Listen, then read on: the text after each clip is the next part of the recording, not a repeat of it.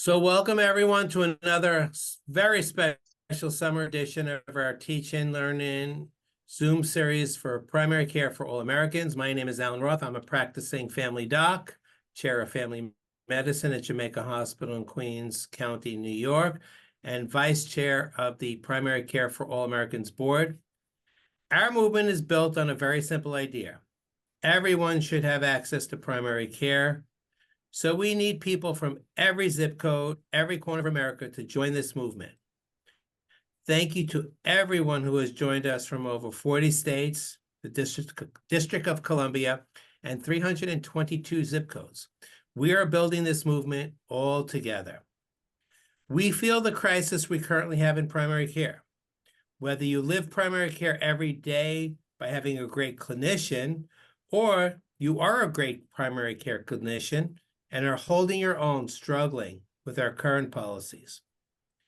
And while it's great to hope that lawmakers and businesses and big shots will all make changes we need, we know that they have not and won't. And we need to join together to build a movement, neighborhood by neighborhood and community by community. Last month, we started talking about connecting together and how it takes just two people to start the march towards primary care for everyone in America. Tonight, we're going to build on that two-people movement and hear from a panel of great organizers and great community activists from around the nation, listening to our community, listening to our organizations, and creating and sustaining that change. We will leave time for questions and discussion after our formal program so we could talk about how you can bring primary care to everyone in your own neighborhood and community. It is now my great pleasure to introduce our moderator for this evening, Fatima Khan, and to thank the amazing Zoom Committee of Primary Care for All Americans, which organized this meeting. Our presenters and organizers, John Wright, Brian Kaiser, and Patty Armstrong, are ACE Zoom producers. Take it away, Fatima. Hi, everyone. I'm Fatima Khan, a family medicine resident at Jamaica Hospital Medical Center in Jamaica, Queens, New York. And I want to thank you all for coming here tonight. Being here makes you a part of this movement as we together learn the tools we need to build this movement to provide healthcare for people, not for profit, in every neighborhood and community. Please take a second and write where you're from in the chat. That way, everyone can see who we all are as we work together to build this movement. As a reminder, we have implemented a policy to create a welcoming environment where everyone can contribute their unique talents and ideas equally. So no professional titles, please. Keeping our focus on moving forward and the importance of being here together, engaged in this work, and the value of those ideas and commitments, which are what will build this moment at the end of the day. Our first order of business is to hear from an amazing woman, Jen DeBoer. Jen, can you tell us where you live, what you do, and where you're from? Sure. I actually is from Rhode Island, and I used to work for the Office of Minority Health at the Department of Health. It's also where I met Dr. Fine, our then health director. And currently I served as the Medicaid and exchange policy subject matter professional for several IT companies as they implement the integrated eligibility system in several states. And can you tell us about your experiences with primary care, both here and in Singapore? Sure. So first of all, I was born in Singapore, and my father was a journalist. So we got to travel a lot around the globe since I was a child. In the US, we don't really, value primary care doctors. We tend to just skip over them and then go straight to the hospital, if you have a headache. And in Singapore, primary care doctors are not just the community's doctor. They also live in the community where they treat their patients. People know them by name, trust them, and most importantly, some of them are actually generational doctors that everybody knows. And primary care doctors in Singapore are actually also first responders. As you all probably know, in Asia, we have SARS, we have COVID, and we also have dengue fevers. And they tend to be the one that, remove the misconception and dispel certain myths in the community. So primary care doctors in many parts of the world are pivotal to, the well-being of the community. And for me, my primary care doctor is my confidant and, most importantly, my health and wellness care provider. Thank you. Thanks for sharing that, Jen. Such profound words. Thank you. Now, let me introduce our 6 amazing panel members joining us from across the country and a vast array of experiences. Marcus Mitchell, 40 plus years community advocacy and strategy, wearing multiple hats. Founding president, Community Libraries of Providence, founding president, National Urban League Young Professionals, president, Alternatives to Violence, Rhode Island. Maria Barrows, nurse, home health care director, and now a true angel in America. Pat Tokars, retired family doctor and Rotary member. Mario Bueno, executive director of Progreso Latino in Central Falls, Rhode Island. Tasha Dawson, director of Strategic Partnerships Families USA. Pablo Rodriguez, courageous obstetrician and crusader for women's and public health, founder of Latino Public Radio in Rhode Island, CEO of Nuestra Salud Productions, and the Chief of Health Communications at the Hispanic Communications Network. For tonight, we are here to both teach and learn from each other. We'll ask each panelist a few questions to kick things off. Then we encourage you to ask questions. Put them into the chat. Because this panel is so amazing, we are not going to end the formal program at 9 p.m. Eastern or 6 p.m. Pacific time tonight. But drop off if you need to at 9. Or better, stay for an interactive half hour at the end as we work together to discuss, plot, and plan. Going ahead with the panel, welcome everyone. Thank you so much for joining us. Let's start with Marcus. How do you or your organization define community? So there's a broad definitions, but thinking about geographically, ethnically, racially, age, multiple communities. But for me personally, I just like to engage with as many different communities, quote unquote, as possible, and depends on what we're trying to accomplish, and talking with those people in that context. Thank you so much. Maria, would you like to take on this question? How do you and your organization define community? Well, we were founded by immigrants, and we think of the immigrant community and their families as our community that we work with. Thank you so much. Tasha, how do you or your organization define community? Thank you. This is a great question. So I work for Families USA, and we're national nonpartisan voice for healthcare consumers and dedicated to achieving high quality, affordable healthcare and improved health for all. So at its core, Families USA defines community as a diverse and inclusive network of individuals, families, organizations united by the common goal of achieving high quality health.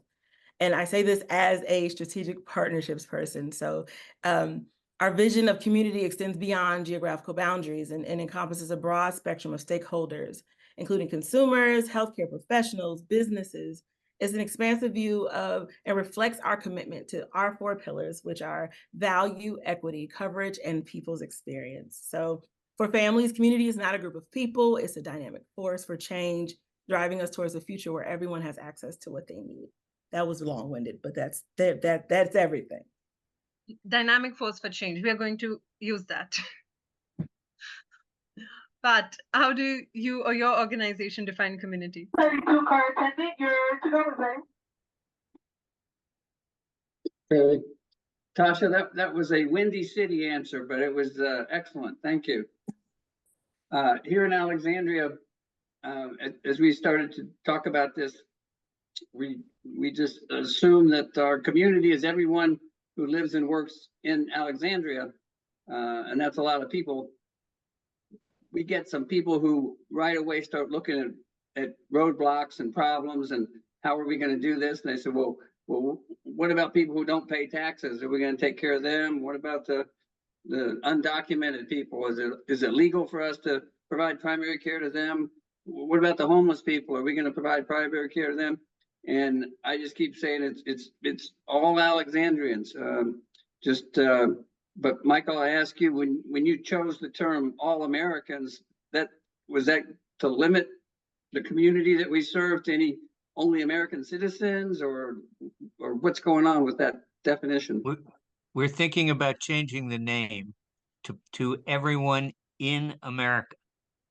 Because we think the All Americans thing doesn't get what we intended to do well. Thanks to Sarah Pasteur for suggesting that. It's a brilliant suggestion. Thank you so much. Maria, how do you or your organization define community?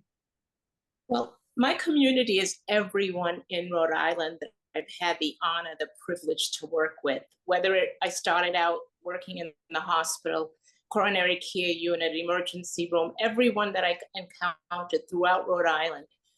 49 years ago, I shifted to home and community because there was a need for me to be able to communicate with the people that I cared for at the hospital, but I felt a lot of my colleagues at the hospital were not culturally sensitive, linguistically appropriate care wasn't being given.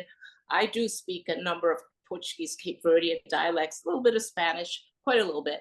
So I decided to get into home health and palliative care and hospice care. The community is everyone that I've encountered, and the community is people from everywhere that I've learned from, that I've been in charge. I feel like I was in charge to help them in any way that I can. These are my community in Rhode Island. Absolutely beautiful. And Pablo, how do you or your organization define community? So I am a fan of the origin of words, and the origin of the word community comes from a Latin word communis, which means common or shared, or groups that share common characteristics. If I was going to define community in terms of health, I would say that it is a place where access to healthcare is guaranteed. There are high vaccination rates, healthy foods are available, there are safe and active spaces, and there are no health gaps because of income, education, or racial disparities. But when you look for a more comprehensive definition of communities, one that where what we share or have in common are not characteristics but responsibilities towards each other. A healthy community is one where we all share the responsibility of making sure all members have a healthy and fruitful life, regardless of who you are or where you come from. That transcends geographies, nationalities, religion, politics, and makes us all part of a global community. A community that cares about parks in poor cities like Central Falls, access to primary care, but also cares about hunger in Sudan, children dying in the Middle East, and climate change threatening the future of all living creatures. Wow, Pablo, this is Alan. Thank you. I'm one of the board members. Touching to my heart. You are my brother, and this is what we're all about. Absolutely. Thank you for that. And tagging on to that, so Pablo, how have you seen access or a lack of access to primary care impact your community? So I think it's important that we define access to healthcare independent of access to insurance, which is, what people make a mistake. Here in Rhode Island, for example, we have some of the highest rates of health insurance in the country, but 11.4% of adults don't have a usual source of care. And that ranks us 5th in the nation, which is truly appalling. In the US, 16.3% of adults are lacking such source. So when you add that to low levels of health literacy, no wonder we're doing so poorly in world rankings of health outcomes. And COVID was really the perfect example, or the perfect experiment, to prove how low health literacy and lack of primary care access can decimate a population. And I think Michael Fine and Mario Bueno can speak to the crisis in Central Falls, a city with some of the highest rates of infection in the entire world. Why? Because It's a community where immigrants traditionally live and work, low health literacy, lower insurance rates, cramped working conditions, lack of safe transportation, and inability to work remotely. All that conspired to make Central Falls the epicenter of the pandemic. If we were in Singapore, we would have a primary care provider that would be taking care of all these people. And I'll share you a story that I gave a presentation at Daniel Foods, which is a meatpacking plant, where the first group of people, the first work-related COVID developed in Rhode Island, talking about COVID because they were not getting vaccinated. And when I finished the presentation, everybody was looking at me strangely, and I said, well, anybody has a question? And the question was, does the vaccine make you magnetic? And I realized where the question is coming from because it's something that has been running around in Facebook. So I asked, so how many of you have seen the video of the magnetic lady with COVID? And 8 out of 10 have seen the video. So there's so much misinformation that a good primary care network with a good primary care provider that can be the source of information, those kinds of misinformation would not make it to the general population. So I think access is more than insurance, is having that clear source of information and care in your community. Definitely. Mario, would you like to add to this? How have you seen, access of or a lack of access to primary care impact your community? Well, Pablo discussed certain points of importance. One is financial literacy. The other one is social capital. A lot of folks, even folks that have lived here a long time, have difficulties navigating the health system. Traditionally, it was word of mouth, also who's your doctor? But if your doctor has a waiting list, then how do you navigate that? And how do you find a doctor? And it's increasingly more and more difficult, especially if you lack health insurance. And as you know, or in our context, the community health centers are also overtaxed. They're under leveraged in terms of practitioners. And so we have this issue that we have in the community where people can't access healthcare. And so that's a problem and something that we have to work on, but it is an issue in our community. Absolutely. Tasha, what has your experience been? I think about community, I think about my own family, I think about, growing up. And for me, it's always been family, and that it spans generations. So it's what you see. If you didn't have access growing up and you continue to grow your family, and there's that muscle memory of not having access, it snowballs, and it creates a standard within family systems, and it reinforces that, you're on a space of surviving and not thriving. And that's what that access to care does. It creates a space to thrive, not just survive. And it reinforces human connection. And it reinforces that I am worthy and I am enough to have access. It's beyond the data, the number, the statistics. I'm not just a number that walks through the door, but I actually deserve, my children deserve, my family deserves, as a caregiver, my parents deserve this. And it shouldn't be hard to get to. It shouldn't be so many barriers where I actually don't, because it's figuring out to navigate to get to good healthcare or the primary care, or having to go to work. So I have to pick. And that's where I see that lack of access really can create such a wall. And it does separate. It's that huge divide between that thriving and just surviving. Absolutely. That is really meaningful. The difference between just surviving and actually thriving. Absolutely. Mario, would you like to add to this?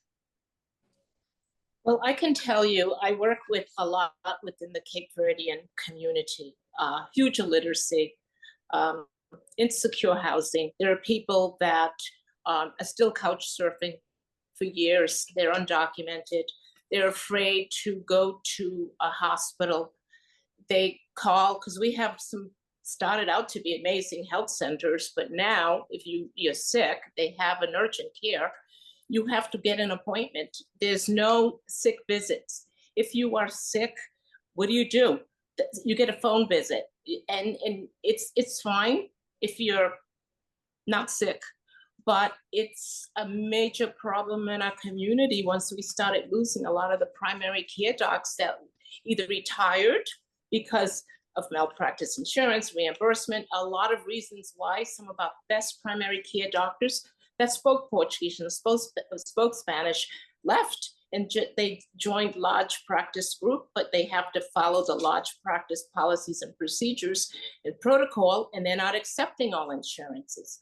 So it's multifaceted between literacy, language barrier, access to transportation. I had a lady just last week, I went to pick her up and took her to a doctor because she couldn't get a transportation. She doesn't have a green card. She doesn't have a credit card to get Ubers. So she was out of luck.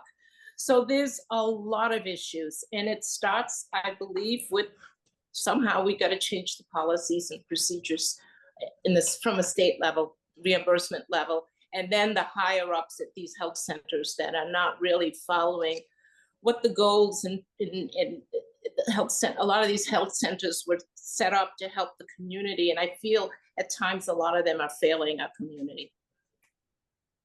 And it's sad. Yes, that is definitely sad. And that is why we are here, to build this movement from the ground up.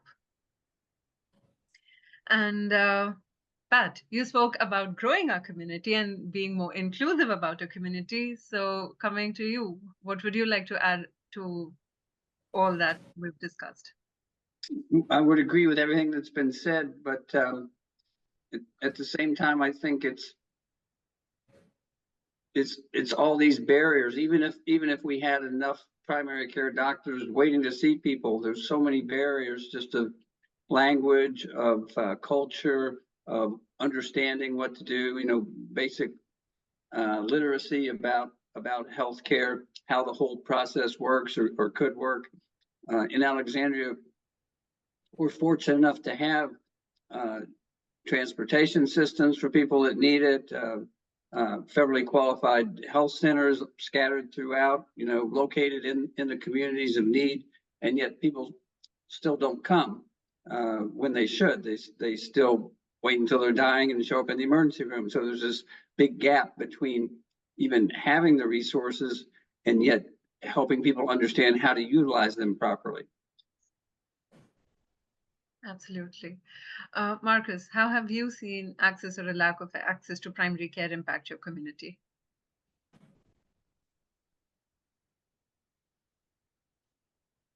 I understand you're muted.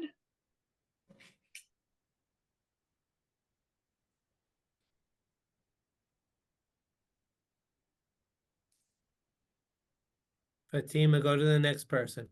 Right. So we could come back later.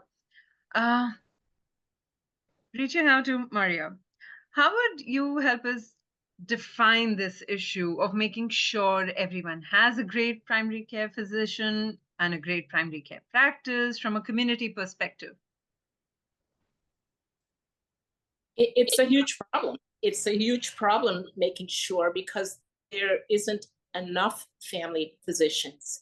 And again, the few that are there, there's a long waiting list to get in. I have patients in the community knowing that I have connection in some of these doctor's office. Can you get me in? And what happens is they can't get in to see the physician. So as Pat alluded to, they end up in the emergency room because there isn't a way for them to get to the in to see a primary physician. I had a lady who was an AFib. She's an abnormal, fast racing heart. She was at a health center, fast rate. She has an appointment in 2 months. So in the meantime, she's got to wait 2 months to get in to see a cardiologist. So it's a problem.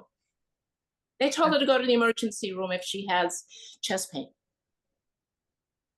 Yes, sadly. So the information being given to the patients, some of the patients are not right either. And that's because a lot of people waiting online for cardiologists that don't need to see them, and the people that Exactly. need them aren't getting in. They're not getting 2 in. months to get an appointment to see a cardiologist. It's not okay. 3 months to see a neurologist. Not okay. Not okay. Not okay. There is a lot of important work to be done in the community. What kind of capacity do the community organizations have to be involved in collaborating to find ways to provide primary care to everyone in the community? Your goes ready. Marcus, would you like to answer this? Yeah. So, first back to the other question that I couldn't answer before, but I think that we have lots of systemic issues that people have mentioned. But in my community in particular, there are mental health issues that are not being addressed that also contribute to this. And also there's a cultural bias. People are afraid to go to the doctors. There are historical issues where Black community is afraid to go to the doctor or the hospital. So that's something that I would like to see us address. Organizations, I think that organically there are opportunities for us to connect with organizations already in place. As we talk about strategies for growing this movement, I'm thinking about all the various organizations that are out there that aren't talking about what we're talking about, but nobody is pulling the trigger. And so there's the Urban League, there, NAACP, there are community-based organizations, neighborhood organizations that all are talking about these issues, and I think that we can easily connect with them to grow this movement. Yes. Thank you so much. Tasha, what kind of capacity do the community organizations have to be involved in collaborating? Absolutely, and collaborating is one of my favorite words. Although I do think that it's used a lot, and sometimes it's misused, and not even times it's just not. We're not putting enough behind it. So for me, it's trust, lack of understanding, language barriers, and like Marcus just mentioned, a lot of minority communities have that real fear of going to their primary care and not understanding. I know our lived experience speaker earlier spoke about where she's from. Her primary care, there, it's like family. This is the person you trust. This is the person that knows exactly what's going on in the store, that knows who's, who just had the baby and who's graduating from college. And so if you don't have that and you're trusting them with your health, and so it really comes down to a real connection. And I think I'm hearing some reverb, so I think maybe someone needs, gotcha, perfect. It comes down to connection. So I like to move the collaboration word out of the way and say connection, because it takes us getting into the community and not just saying we're in the community, but being a part of it. And for me, in the work that I've been seeing and been doing, and I've been in over the years, it is lifting up minority serving institutions that are training primary care physicians so that folks that need these services can go to people that look like them, that they feel comfortable with. You understand exactly what my medical history is. There is no bias. In a previous life, I worked in medical education, and I've gotten to be where our physicians are in their baby stages, as I would call them, and I got to see them go through that training. And there was so many moments where they didn't know, oh, I didn't understand that this is what culturally, that's something that goes on. And those are the missed opportunities. Those are the connections that we have to have instead of just collaborating. It's got to be an authentic connection. And I think that is where the real growth in that, if we have the capacity to do that. And, and that's meeting folks and not necessarily in the, as I'd say, preaching to the choir in the normal places, but it's meeting folks in their places of worship. In the community centers and in the places where the daycare centers and where they live, play and worship, making sure that they have the understanding of what exactly they need. And I know someone spoke earlier about folks going and not even going to the right place because they don't know. So we've got to use every avenue of connection that we have access to to get that across. I get really passionate. Again, I will mute myself, but I really do. I love the question. Preach, preach.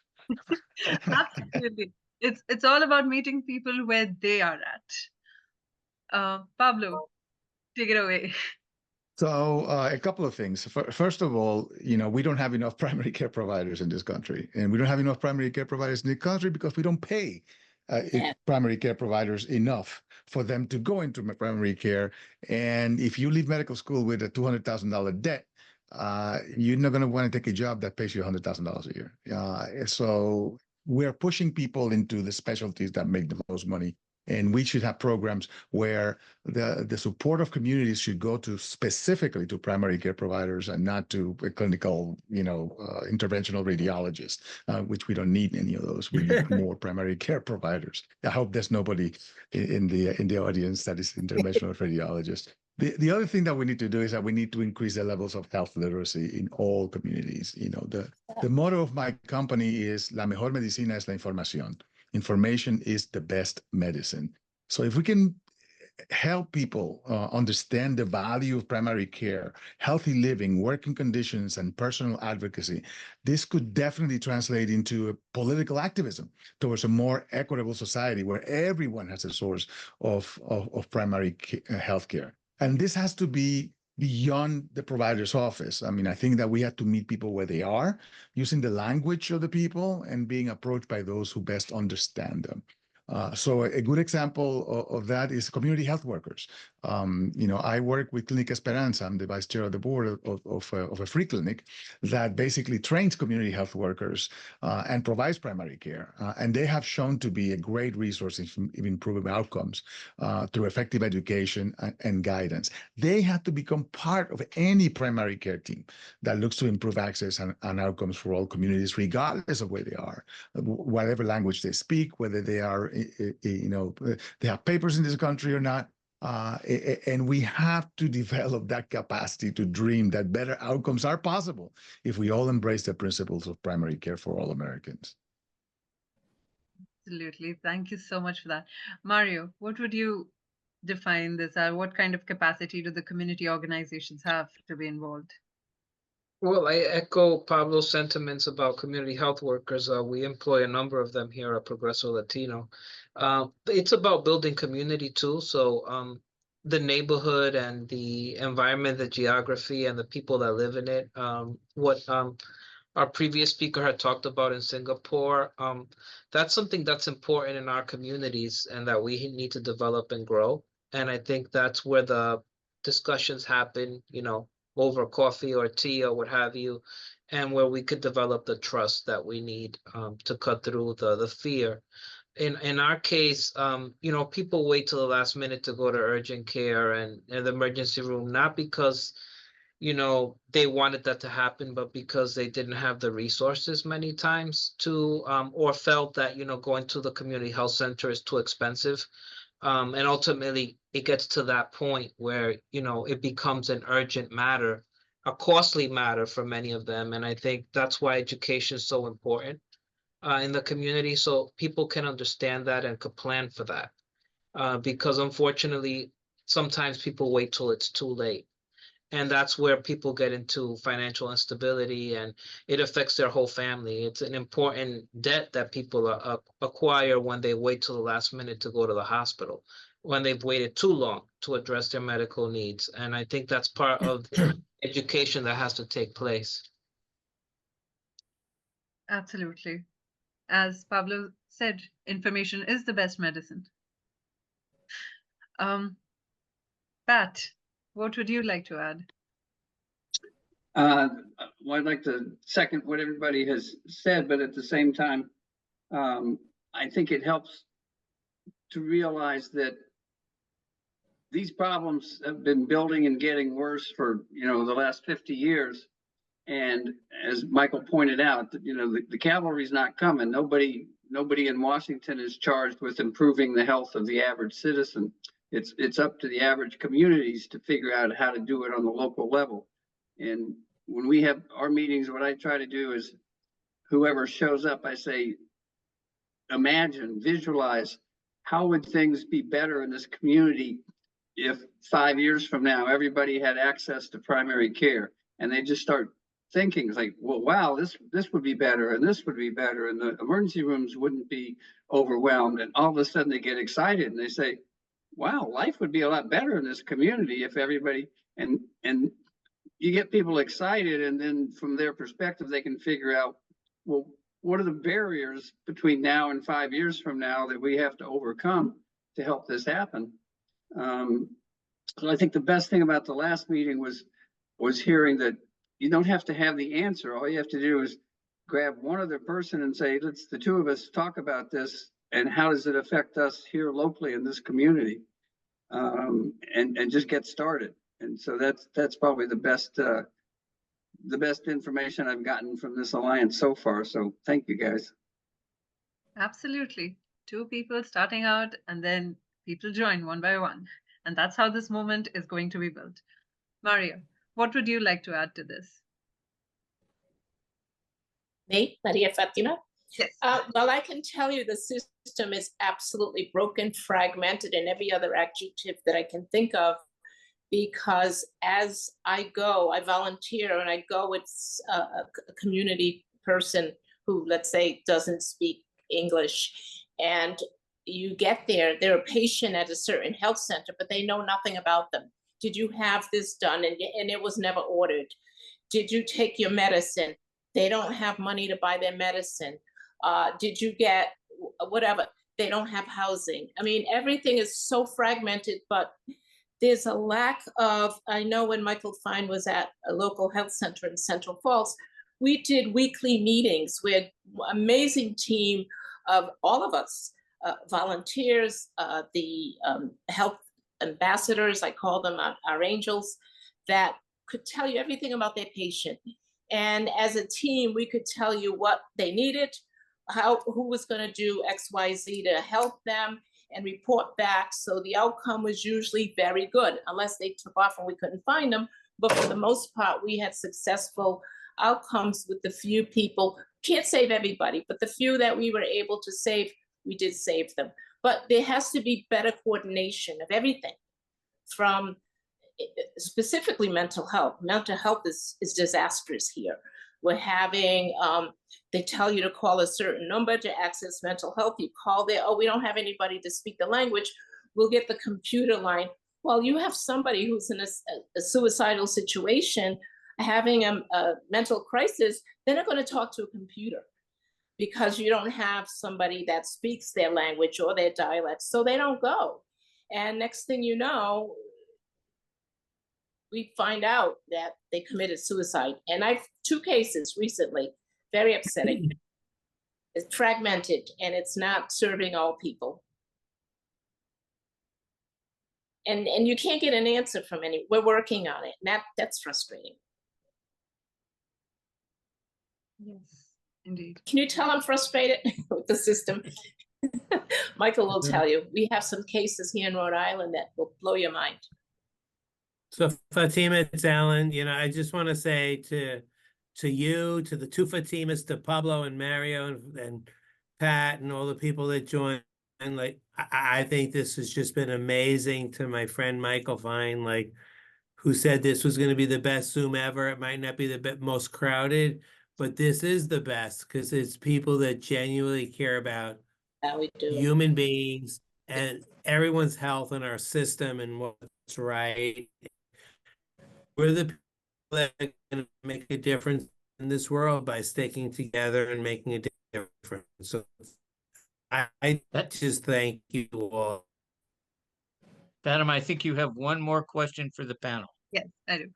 So this question is, how important is it to provide childcare and transportation for people who might be part of a Primary Care for All Americans work group? Pablo, we could start with you.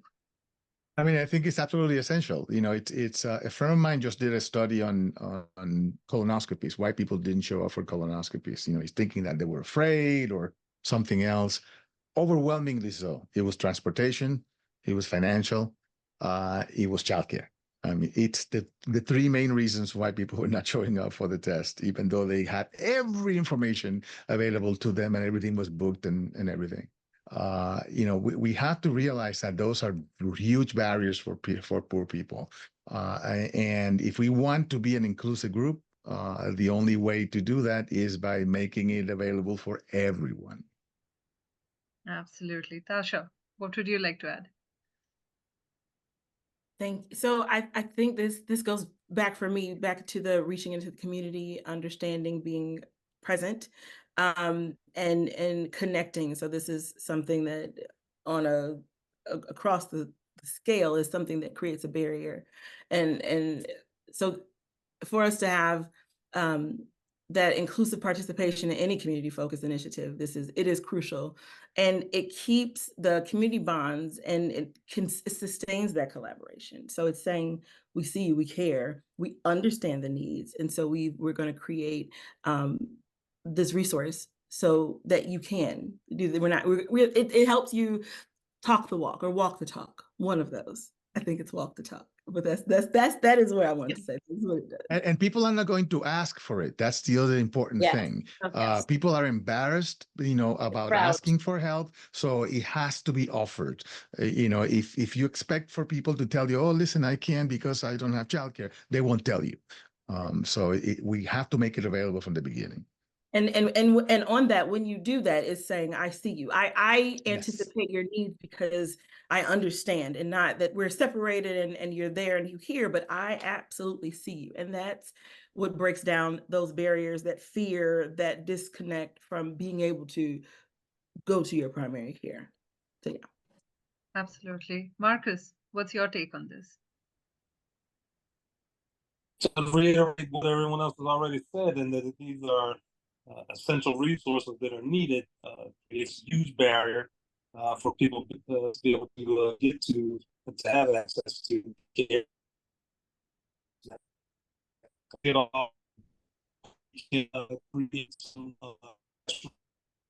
Marcus, I think we are having a connection error from your side. We are not able to hear you clearly. I'll come back to you in a minute. We'll hear from Pat what he would like to add.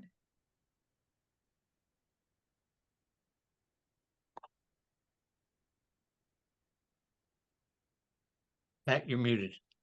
Oh, thank you. Yeah, lack of access to primary care is huge, and that's what we're focused on. But the bigger problems in this country are obviously affordable housing, food deserts, unaffordable childcare, and everything got worse through COVID for the people who were most vulnerable. So, on the one hand, COVID did sort of exhibit all these problems, but they also made everything worse. And I don't know how bad it has to get before everybody in the country realizes, this society just isn't functioning in these very basic ways.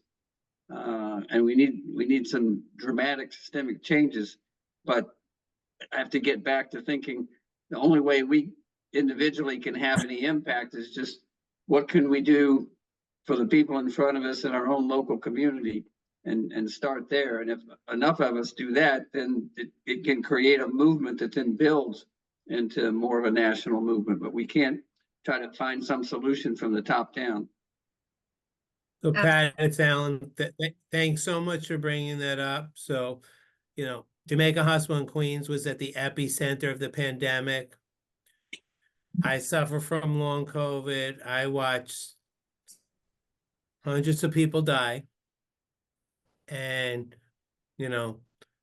my outlet was my friend Michael Fine once in a while put me on his TV show. But, if we don't get together with the people on this group who really want to change the system, and I'm getting a little emotional because when COVID comes up and the impact on the communities, it's just that we'll never recover from this. And the system is freaking broken. And if people like us don't want to change it, it's not going to change. So this is the social movement. And, the 30 people on this call now are the ones that are going to make healthcare better for the whole country. And if we can't do it, I feel bad for our country. Absolutely. Okay, I just saw Marcus here. Do we have you in the room? Okay. Looks like we don't. We lost him again. Marcus is No, back. we're here, back. Yeah, we're on the move. So.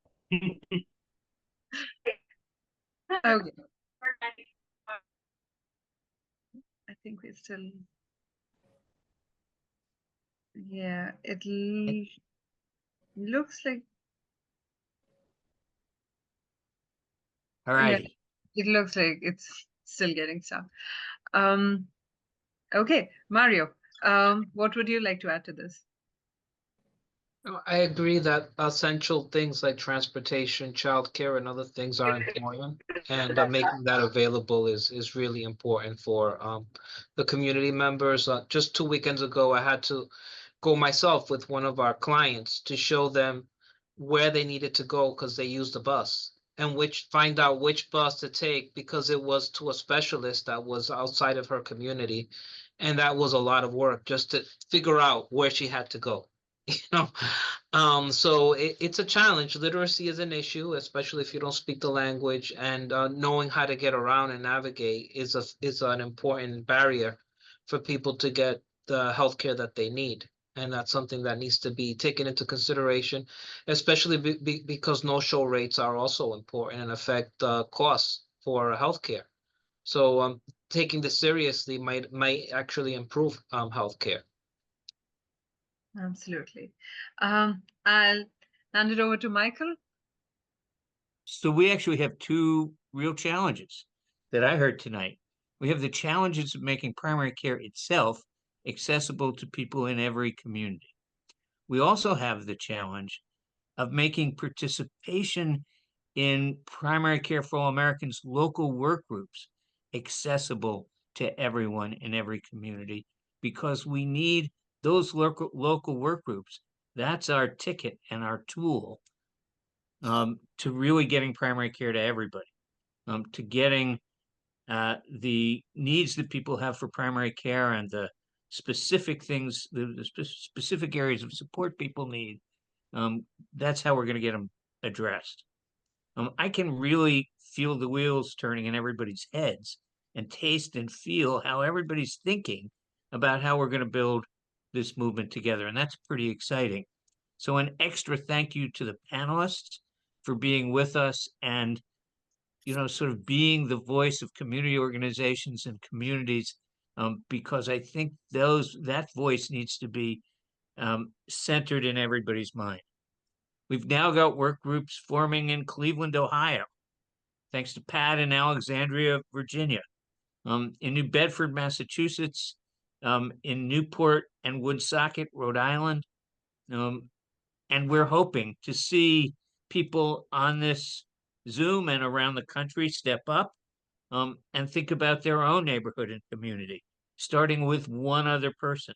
So we see local work groups beginning everywhere. So think about yourself and think about your community. This isn't a problem for somebody else. This turns out to be a problem for all of us. Our work groups still need more people. If you want to be part of that, start one yourself or click the volunteer button in the contact us section of the website to tell us how you can help. We have room for people at the local level. We have room for people at the state level. We're now seeing state work groups beginning to start in Texas, in Colorado, in Maine, in addition to what's already going on in New York, Massachusetts, Rhode Island, and I'm probably forgetting a couple of places. California, maybe. We're hoping that California jumps in a big way. That's the way a movement spreads. Remember, we're really here to make sure that everybody in these United States gets great health care. So we get and stay healthy together, every single person in these United States.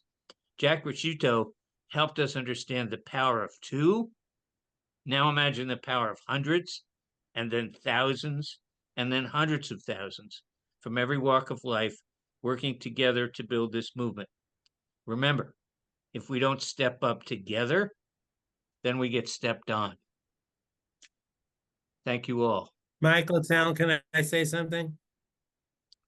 Absolutely. I want to thank you. I want to thank you for your mentorship, your friendship, and most of all, your leadership, because this movement is happening because of you, and you are my inspiration to ensure this is gonna happen, because everybody loves Michael Fine, and everybody knows that this is what we need to do to change the healthcare system. You know what we need to do. So we're gonna make it happen together, my friend. Everybody together. That's the way it runs. Yes, absolutely. Everyone here. So as summer comes to a close, we will be returning to a more regular meeting schedule. We encourage everyone to bring someone new to our next Zoom meeting on September 17th. Better yet, bring 6 or 7 new people. Register on our website, primarycareforallamericans.org. And while you're there, please click donate to support our work together with a contribution. Every little bit helps. We need and appreciate every single one of you for helping to spread this movement across our nation to get the change we need and deserve. Healthcare for people, not for profit. Primary care for all in America. Thank you, Fatima. And please take a minute to complete our survey. The link is in the chat here. We do review these and see how we can do great things, like some of the summer program that we've had has actually come from those results. So please let us know. We want to hear from you. Thank you, everyone. We will see you on September 17th. Have a great night. Feel free to stay on and chat with us for a few minutes. And a special thank you to the amazing panelists, who are amazing, for the work they do every day, and for being with us tonight. I don't know how to thank you all enough.